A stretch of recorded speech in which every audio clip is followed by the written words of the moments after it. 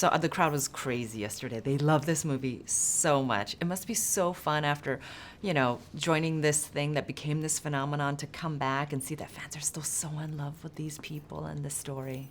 It is so amazing to see the fans still be so loyal to the story and be so excited about it. It's truly astonishing. It's like unbelievable to me.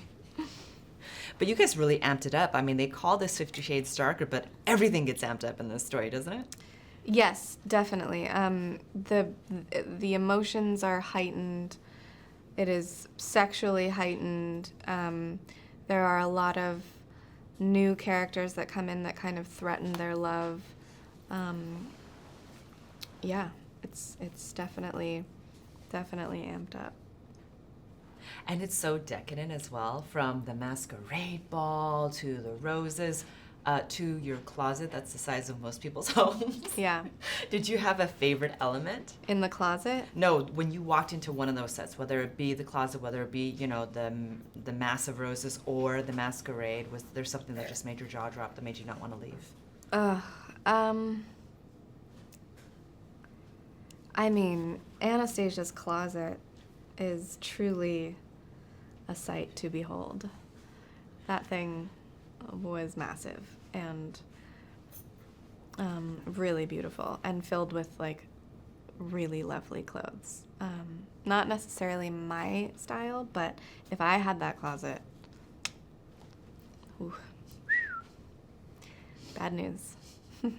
I feel like this is such a great modern day Cinderella story, but it's so much more interesting now because Cinderella's grown up a little bit in this story, right? Can you expand on that?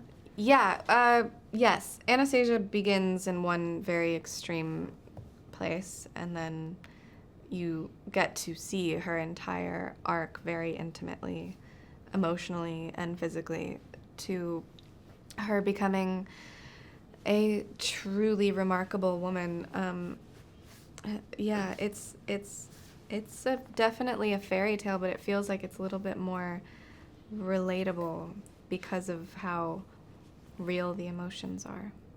And speaking about the reality of the emotions, and I mean all the drama, and I think it has a lot of action and thriller elements as well. Mm-hmm. Was there something that you, when you were filming or when you read the script, that you were like, I can't believe that's in there? Yes, I never saw myself throwing a drink into Kim Basinger's face. Didn't ever think that would happen. And it was awful. I hated doing that so much. Oh, God, it was the worst. I had to practice on a few people before I did her because I didn't want to screw it up. And I didn't want to have to do it again and again. And she was totally fine about it, and I was truly panicking.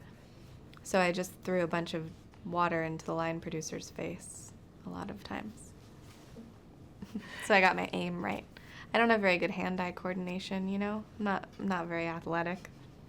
So I just really wanted to get it in one take, one and done. Get it in a oneer. That's awesome. Besides that amazing scene, not too much of a spoiler, is there something that you think that is going to really surprise audiences about this film this round? I think that